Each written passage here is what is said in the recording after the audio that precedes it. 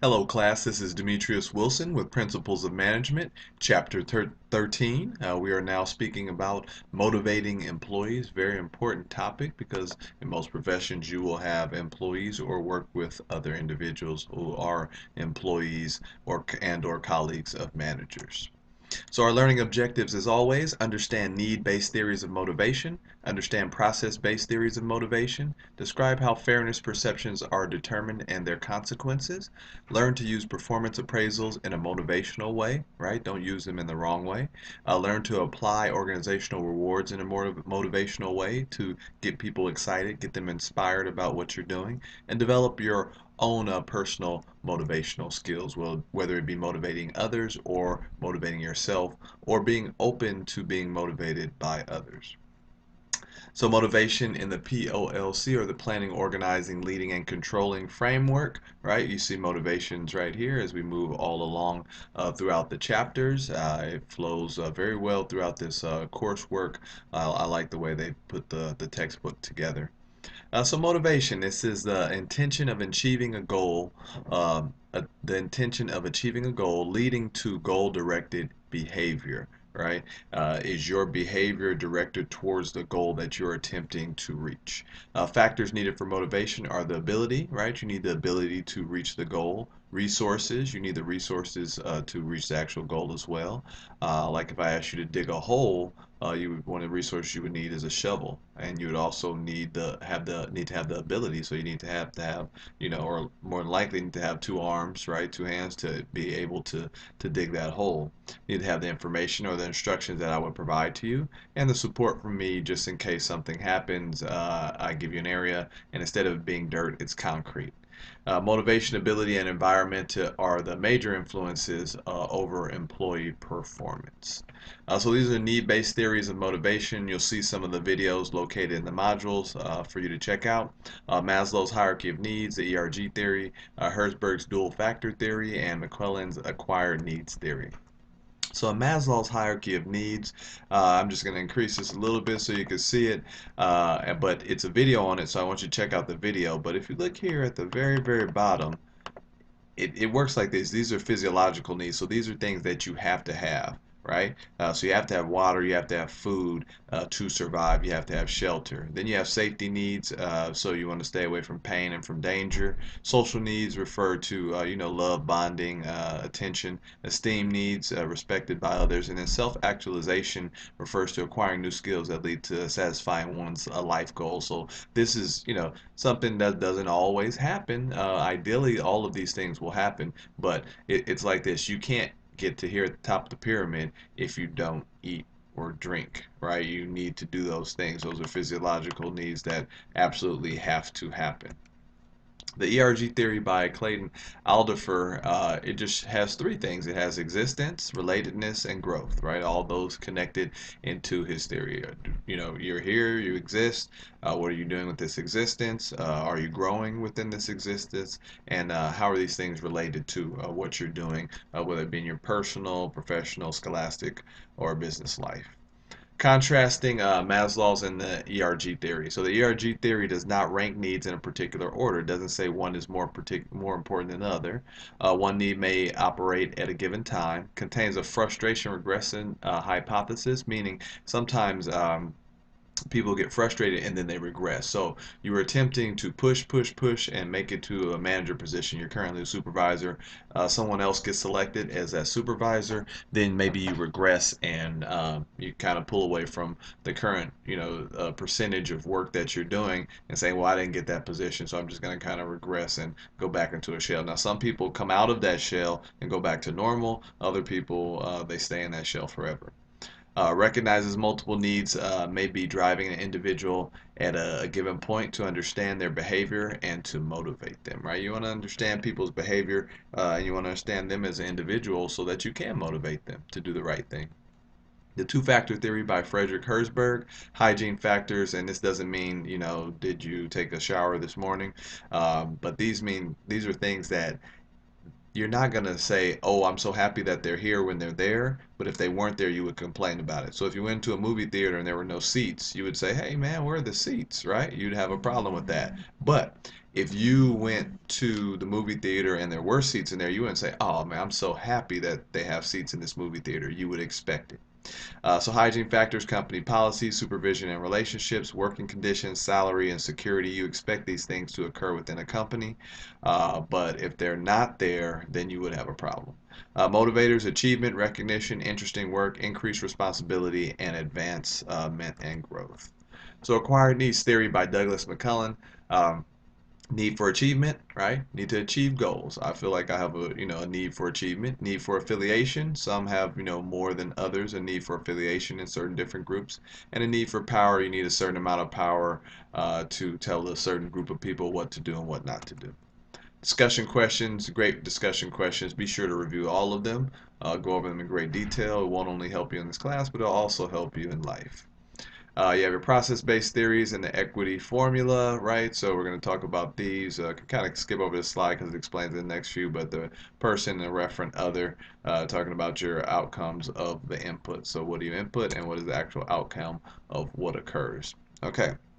So these are reactions to inequality, and these are the examples. So if you distort perceptions, changing one's thinking to believe that the referent actually is more skilled than previously thought, right? So I can change your perception and say, and I remember hearing the story about the administration called in this teacher and they said, hey, you're the top three, one of the top three teachers in our region, and we're gonna take you and we're gonna take these kids and we're gonna have you teach them and they're going to be the top kids in the region. So this teacher thinks he's the top teacher in the region. The kids think they're the kids in the region, but they really weren't.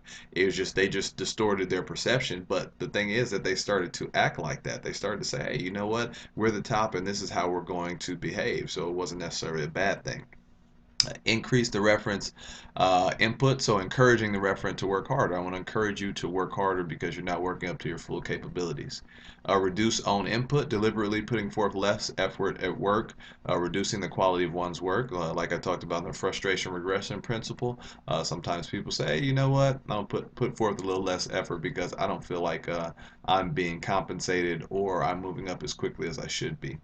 Increase your own outcomes, negotiate a raise for oneself, or using unethical ways of increasing rewards, such as stealing from the company, right? That's not what you should do, right? It is stealing, whether you're taking paper, whether you're stealing money from the company, taking computers, it's not what you should be doing. Change referent, comparing oneself to someone who's worse off, right? So if I say, hey, how come you were 5 minutes late today? And you say, oh, well, Johnny was 10 minutes late, right? Don't compare yourself to somebody else, all right? It's about you. It's not a conversation about you and someone else. Leave the situation, so you just quit the job. Seek legal action, suing the company or filing complaint if the unfairness in question is under legal protection. Individual differences in reactions to any inequity, equity sensitivity. These individuals experience distress when they feel they are over or under rewarded, right? So some people like they feel a great amount of stress. Say, hey, you're not rewarding me appropriately, and I feel like it's not very equal between me and the other individuals within the company. Benevolence, give without waiting to receive much in return, and I think that's definitely the way to go. You can't just always give with an expecting for something to come right away. You should just give because you do and just do the right thing, and things always seem to shake out in the best manner. Entitled, expect to receive a lot without giving much in return, and we see and know a lot of those. Fairness beyond equity. So distributive justice is the degree to which outputs received from the organization are fair, right? Are they fair? Did I give you the right amount of compensation in comparison to the other individual? Because people are going to talk about it. As managers, you should know that. Procedural justice, the degree to which fair decision-making procedures are used. Ways to identify procedural justice include advance notice, allowing employees voices into decision-making and explanations, right? So don't just exclude them from decision making, let them have some type of input. Interactional justice, the degree to which people are treated with respect, kindness, and dignity in interpersonal interactions. So the expectancy theory, so your effort, will my effort lead to high performance? So will what I am doing lead to high performance from me and within the company? Instrumentality, so the actual performance, will performance lead to outcome? Will my performance lead to outcome? So if I do all this great performance, is going to lead to outcomes like a raise, a promotion, a bonus. Balance, then you have rewards. Do I find the outcomes desirable? Well, if I sell 100 widgets and I get movie tickets, two movie tickets. And if I sell 300 widgets and I get two movie tickets, what's my motivation, right? So you have to understand what makes sense in terms of motivation. So now on to the reinforcement theory. So according to this theory, behavior is a function of its consequences. So Ivan Pavlov, behavioral conditioning, and B.F. Skinner, operant conditioning. So you guys should know of or have heard of Ivan Pavlov throughout high school, where the guy who rings the bell and the dog runs up and they know that it's time to eat. And if I always ring the bell and it's always time to eat, then yeah, that is supper time. So that's behavioral conditioning, right? So even in the case of a dog who has like one of those electronic shock collars, he runs a certain distance and gets shocked, so he can't go any further. If he does it about 15 times, after you could take the collar off, he's going to walk up to where he gets shocked and he's just going to stay there because he knows what's going to happen. So these are reinforcement methods. Let's just go over those real quick because these are really good. So positive reinforcement refers to adding a reward following good behavior. Puppies enjoy treats while employees favor praise or cold hard cash, right?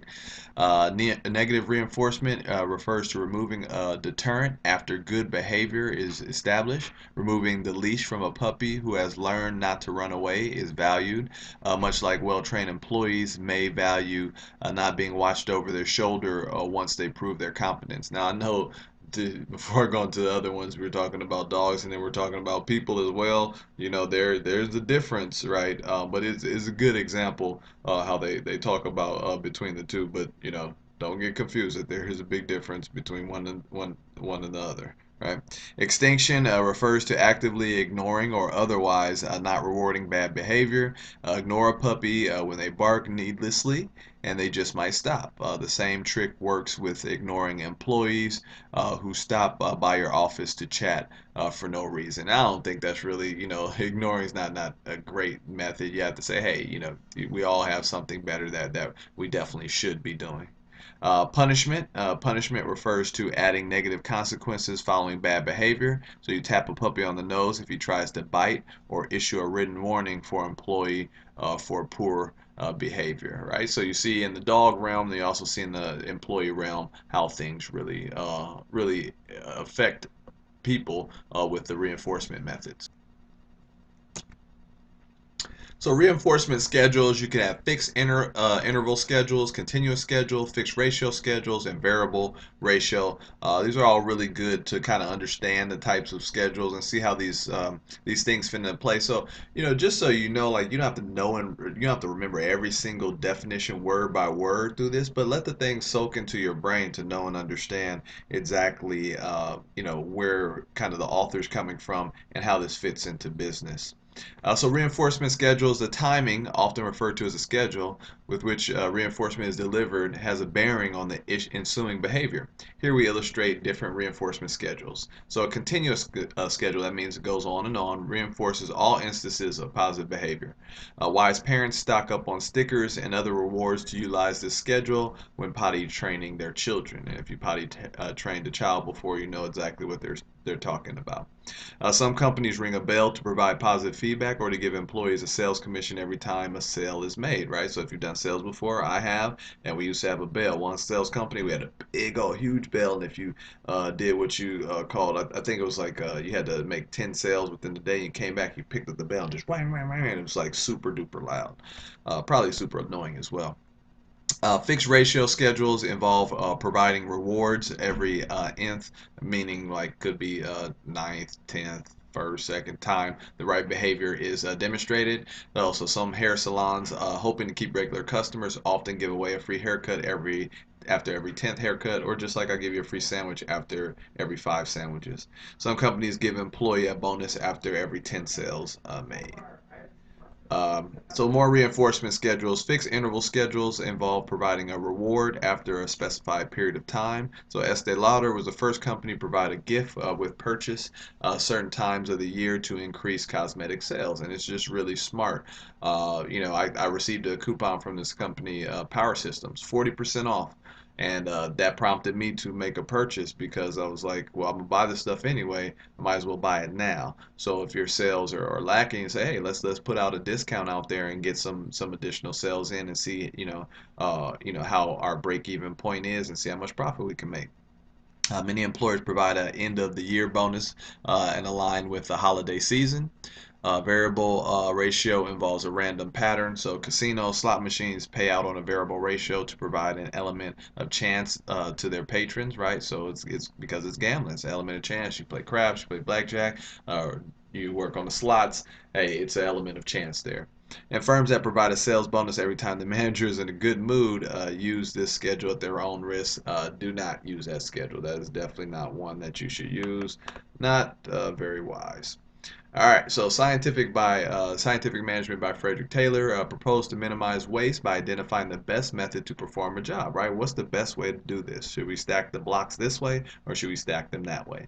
Identify job specialization, that's the breaking down of tasks to their simplest components and assigning them to employees so that each person would perform a few tasks in a repetitive manner. So you stack the boxes, right? I used to work in a warehouse way back in the day, my younger day, right? I stack the boxes, right? You shrink wrap the boxes on the pallet, and Johnny comes over with the forklift and picks them up, right? But here are the negative outcomes of that. You have poor motivation, boring and repetitive because you're doing the same thing over and over again, and you have increased absenteeism because it's like, hey, I'm going to work doing ABC today, and that's the same thing I'm gonna be doing for the rest of my life. Yes, I'm not motivated to go. If I find something better to do, then I'm gonna go do it. Ford panel assembly line in Berlin, Germany. Germany. This is an example of a specialization. Each person on the line has a different job. Alternatives to job specialization. You have job rotation, and it was this great company. I missed out on it. I messed the interview up. It was before I knew how to, knew how to interview, but I definitely messed the interview up.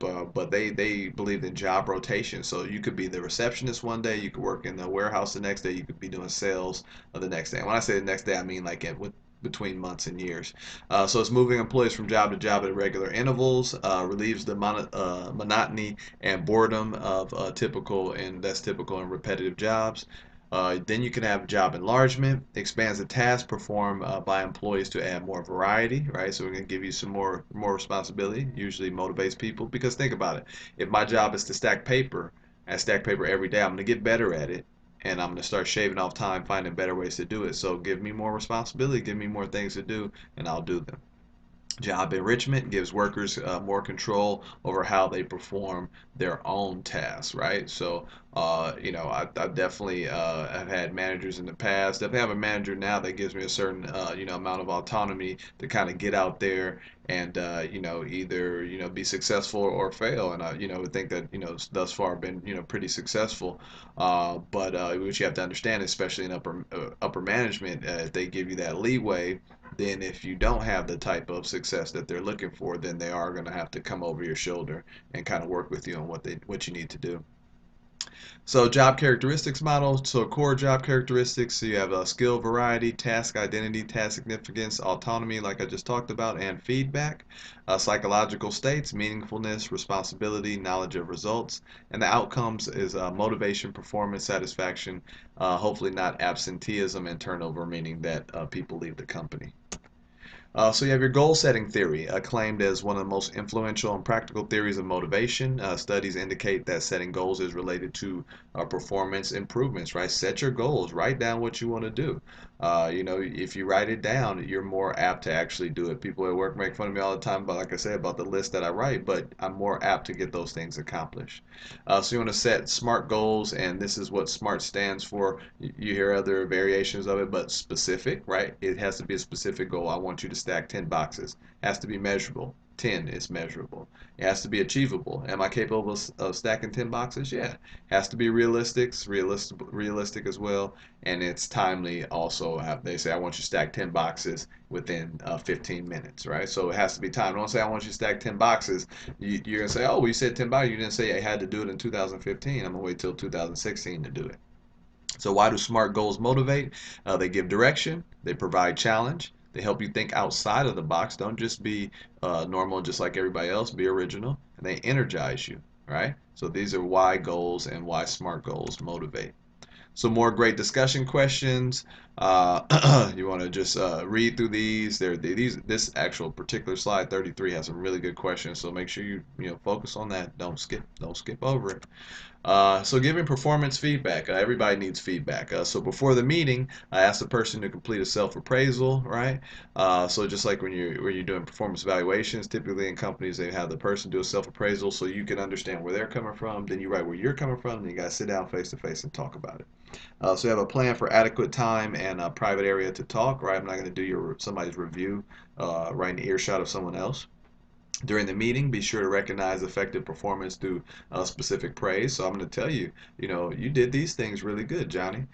Give employees opportunities to talk. Don't just cut them off. Let them talk. Let them voice their frustrations. Might be frustrations about you. I'm going to do performance evaluations within the next few weeks or whatever. I'm sure I'll receive some negative feedback as well. But you have to, on the other side of that, from the management side, you have to receive that negative feedback and see what you can do about it to make you better and to make your unit just as good or better than they were. Show empathy and support, right? So you don't want the person to just sit there and cry, and then you just say, well, get over it or something like that. Show empathy, and then show support for the individual. Set goals and create an action plan for the future. These are the things that I want you to do in the future, and I really do think about what do I want this individual to do in the future within the company. After the meeting, continue to give the employee periodic and frequent feedback, right? So just you shouldn't just say, oh, the only times that we sit down together is going to be our performance evaluation, right? It should be more than that. Follow through on the goals that were set. You have your 5 guidelines for seeking feedback. Consider seeking regular feedback from your boss, right? Ask your boss, like, hey, what do you want me to do? Give me some feedback. Be genuine in your desire to learn. Don't just, fake it to make it. Be genuine and say, I want to learn things. Develop a good relationship with your manager as well as the employees that you manage. Consider finding trustworthy peers who can share information with you regarding your performance. And be gracious when you receive unfavorable feedback. Don't just get mad about it and be Katie Kaboom and, explosion and smoke comes out of your ear, right? Take it, utilize it to become better. And finally, slide 36, we have some more great discussion questions. Be sure to go over all of those. As always, have a good day, a great week. As you notice, we went past 15 minutes because I upgraded my software so that I can continue past 15 minutes. Makes it a little bit easier.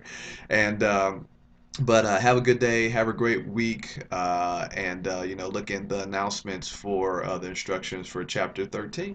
And we're on to chapter 14. Last is chapter 15, and then you shall be free.